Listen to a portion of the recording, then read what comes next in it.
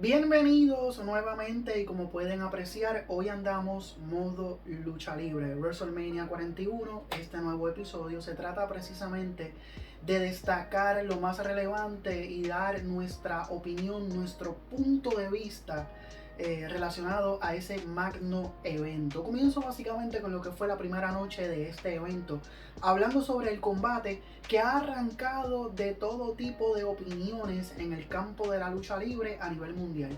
El combate por el campeonato de peso pesado de WWE entre Jey Uso versus Gunther. Yo analicé este combate, la rivalidad que se venía tratando de inculcar a la fanaticada en todo este tiempo, desde lo que fue la victoria de Jey Uso en Royal Rumble. Eh, y me parece a mí que se trató de hacer lo posible en las últimas semanas para hacer un combate creíble y que la fanaticada se apasionara por ver este evento.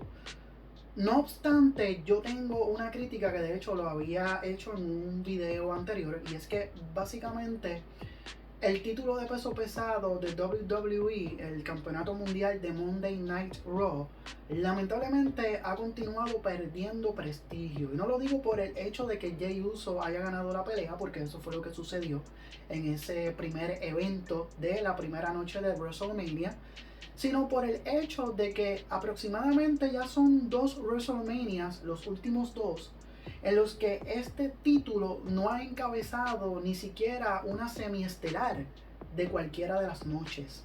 Y eso deja mucho que desear cuando tenemos un título WWE como main event todo el tiempo, pero un título peso pesado de Monday Night Raw que lamentablemente a mi juicio ha perdido prestigio, ha perdido credibilidad, y obviamente a esto se le suma el hecho de que ahora Jey Uso es el campeón. Cuando Jey entra al evento, obviamente la recepción del público es enorme, con el JIT y toda esa cuestión, bien chévere, las gafas, entra por el público, Flow Roman Reigns cuando estaba en The Shield, etcétera, y todo eso, y me parece muy bien. Y siempre he coincidido en que sí, él tiene una buena recepción, con el público en términos de lo que es la venta de la mercancía y toda esa cuestión, fantástico, es una muy buena imagen. Pero fuera de eso, yo considero que el público no ve en Jey Uso un campeón mundial. El que no me crea, pues busque la manera de ver algún tipo de highlight de lo que fue cuando Jey Uso se corona campeón en esa noche de WrestleMania. Cuando él se trepa en el esquinero, que obviamente ahí lo que venía era el tiro de cámara abierto, en donde de close-up se hacía un tiro abierto para ver el público haciendo el JIT y toda esa cuestión. Pero gente, no estamos en Francia, no estamos en España, no estamos en un mercado internacional donde la ola del JIT es una cosa impresionante. Estamos en los Estados Unidos, estamos en Las Vegas, y la recepción de la audiencia cuando Jey Uso se corona y se trepa en el esquinero con el título fue básicamente nula, cero. Ahí yo no vi nada. Inmediatamente Master Control corta ese tiro y enfoca para otro lado, porque el resultado que ellos estaban esperando de que el público se volviera loco con el JIT y toda esa cuestión, eso simple y sencillamente se esfumó y se quedó en una simple idea de algo que se suponía ellos entendían iba a pasar, pero que simple y llanamente no sucedió. La manera en cómo Gunther pierde el campeonato. Yo tenía ya la impresión desde que Gunther venía bajando la rampa del stage, del montaje. Básicamente ya yo sabía por el semblante que él tenía en su rostro de que iba a perder el título. No sé si deliberadamente la manera en cómo Gunther pierde, que es vía rendición, cuando Jey Uso le hace un candado al cuello, básicamente tirado en la lona. La llave no duró yo creo que ni 10 segundos y ya Gunther estaba haciendo tap out, rindiéndose. Y aquí entró en razón porque yo estaba dialogando con un compañero de trabajo, Néstor Mora, que de seguro está viendo este video, le agradezco por su apoyo. Y estábamos hablando precisamente de ese combate y él me dice que la manera en que Gunther pierde fue básicamente una basura y básicamente destroza lo que es si tiene algún tipo de relevancia o si tiene algún tipo de imagen, estoy tratando de buscar el término pero no me llega a la mente. Básicamente destroza lo que viene siendo la carrera de Gunther. No, pues, básicamente Néstor me dice, caramba, pero ni siquiera el árbitro le levantó el brazo. Aquí el que es fanático de la lucha libre sabe que cuando se hace una llave de rendición se le levanta el brazo a la persona que se está sometiendo a la llave, y si en la tercera ocasión que se levanta el brazo simple y sencillamente se cae, pues el hombre se durmió, se acabó el evento. Eso no sucedió. Ese final yo creo que hubiese sido mucho más razonable y definitivamente el público tal vez hubiese reaccionado de una manera completamente diferente, o al menos no se hubiese producido la pobre reacción de la fanaticada cuando Jey Uso gana.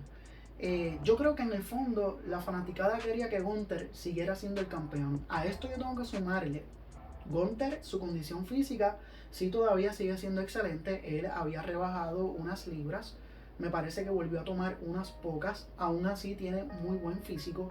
Pero en el caso de Jey Uso, no sé qué está pasando.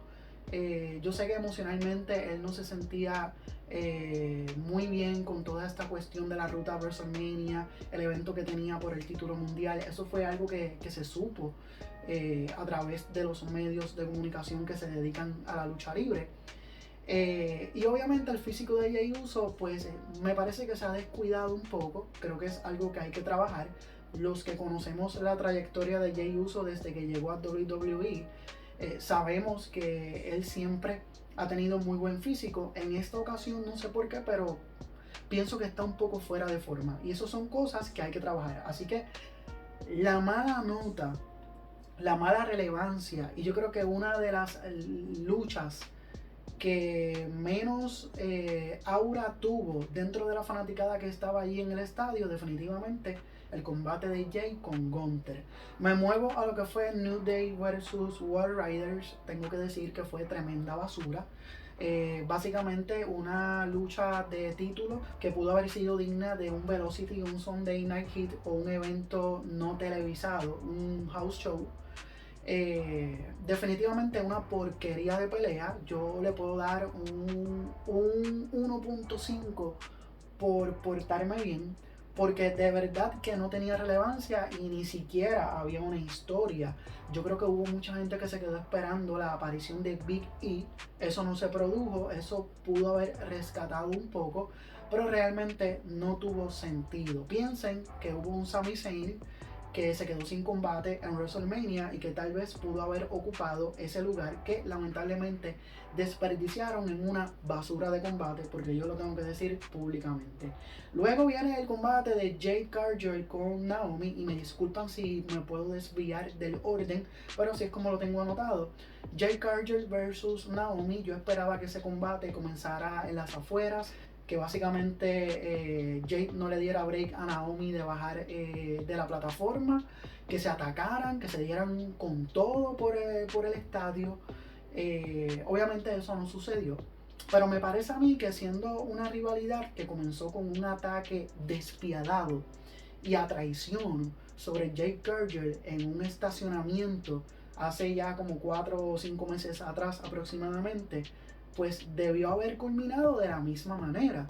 Un combate callejero, una lucha de la última mujer en pie gana el evento, una lucha enjauladas, no sé, le hubiesen inyectado tal vez una de esas iniciativas que yo acabo de mencionar, y tal vez eso hubiese sazonado un poco más el combate de WrestleMania.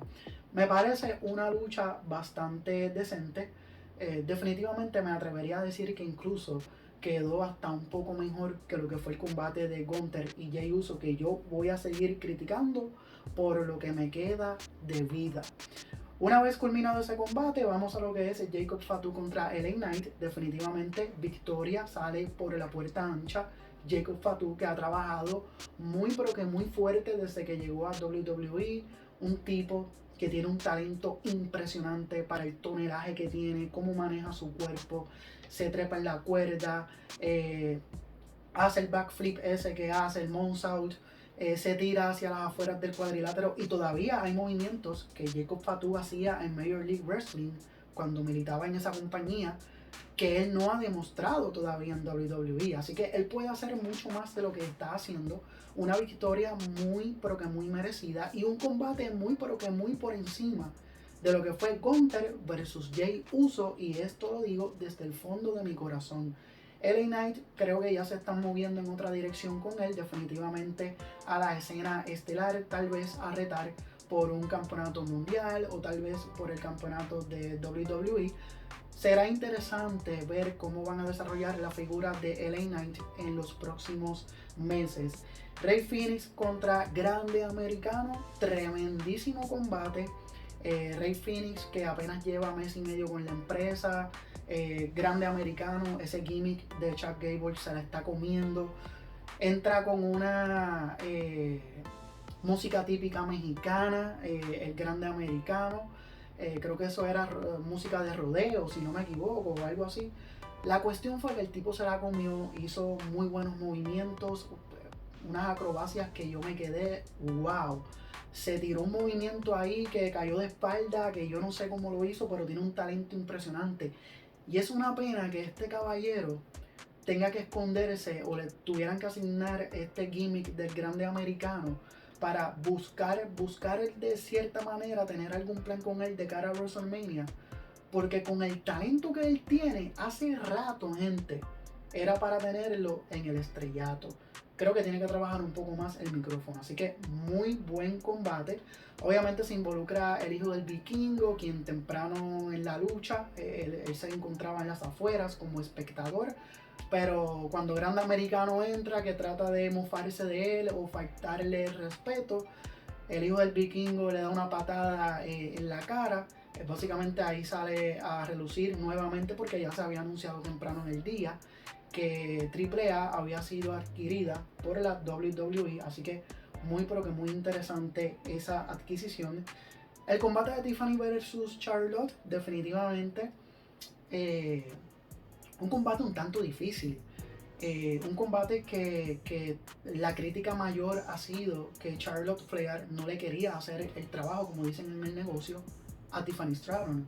A pesar de que no había ese deseo genuino, esa coordinación total en el cuadrilátero, que no había esa conexión, como la hay tal vez cuando Charlotte Flair en un pasado batallaba con Becky Lynch, o tal vez con Sasha Banks en un momento dado. Pues en este caso eso parece que no existía hasta cierto punto. Y ver una Tiffany Stratton salir victoriosa por encima de Charlotte Flair, esto catapulta su reputación mucho más alto de lo que se encuentra. Obviamente yo no creo que todavía llegue a un nivel de Charlotte Flair, que básicamente es una leyenda en la división femenina. Y eso influyó mucho en cuanto a esta rivalidad que de cierta manera trataba de arrancar, pero no arrancaba. Y básicamente en la última semana se trató de introducir asuntos un poco más personales y jugar con eso, y pues pudieron sazonar un poco de cara a WrestleMania, pero no fue lo que la fanaticada realmente esperaba. Aún así, Tiffany, excelente trabajadora, sale por la puerta ancha, un combate que yo le puedo dar 4.5 estrellas de 5. Eso es una calificación sumamente alta, dada la circunstancia de que tenían problemas reales dentro del cuadrilátero, de que una no quería trabajar con la otra. Aún así pudieron dar un combate digno y llegar hasta el final, y eso, gente, es profesionalismo y compromiso con el trabajo. Y finalmente, pero último, no menos importante, el combate de Seth Rollins con Roman Reigns con CM Punk. El favor de Paul Heyman. Este combate tenía mucha incertidumbre. Obviamente yo creo que era predecible que Paul Heyman se le iba a virar a CM Punk.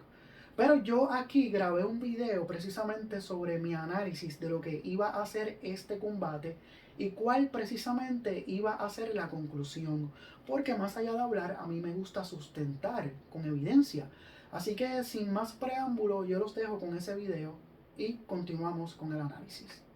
favor que le debe Paul Heyman a CM Punk, y en eso se ha desarrollado la historia, en la que alegadamente, como yo he visto las promociones, Seth Rollins parece que no está muy envuelto, es como dirían por ahí un presentado, pero hay que tener cuidado porque probablemente el plan es con Seth Rollins.